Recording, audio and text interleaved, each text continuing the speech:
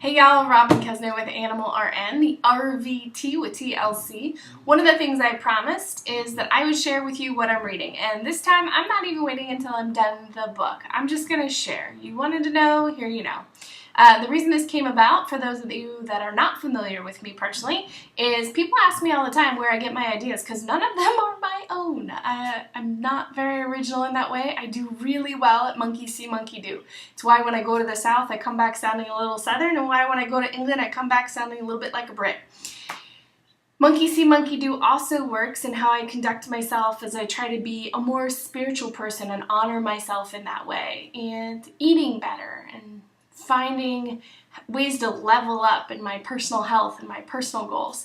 And most often this is coming up in my circles, speaking as a registered veterinary technician, talking to other technicians and veterinarians about business, about life, some of the philosophies that I have. And like I said, they're not my own. I don't always remember who to credit. So this sharing what I read is a way for me to say, here's the credit. Now don't ask me where I got it, because I don't remember. It's a blend of everything that I pour in, right?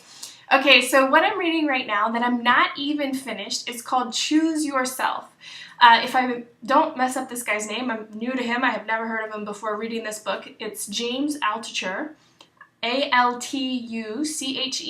You can check him out on YouTube. I've just done a quick peek, and I see that he's done a lot of talks around this book. Choose yourself. Be happy, make millions, live the dream.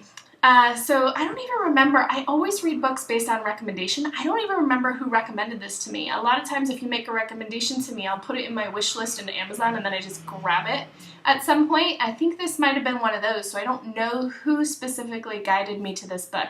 But I can tell you already, just being partway through, I would say I'm probably 75% through from the little Kindle reader monitor thingy. This thing has taken quite a journey. The first thing it does is talk about how to pick yourself up off the floor if you're on it. And let me tell you, that I should have been reading earlier this year. I could have used it. And it seems like good information as we keep, some days are good, some days are great, and depending on who you are and your attitude, some days you could use a little pick-me-up.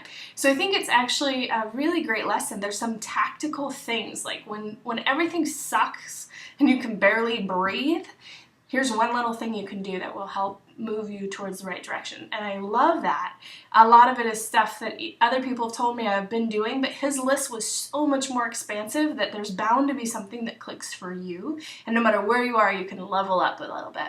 So I love that part of the book. And now this part I'm in now is kind of evolved a little bit. He came up with how to exercise your mind, working on all the different areas of your life. And one of the things was talking about making it a top 10 list, or he doesn't say top 10 list, he says a list of 10 things to do this, 10 things to do that, and make a list every day and really work your brain out. And so the first list I did, I surprised myself with what kind of things came out of me. And one of the rules is that you have to be able to have a next action. What is the next actionable thing towards this goal? And some of them get tossed and thrown away based on that criteria not being met. Or maybe you don't even write them down. Like an example he gives is you can't put down a time machine if you don't know how to spec one out.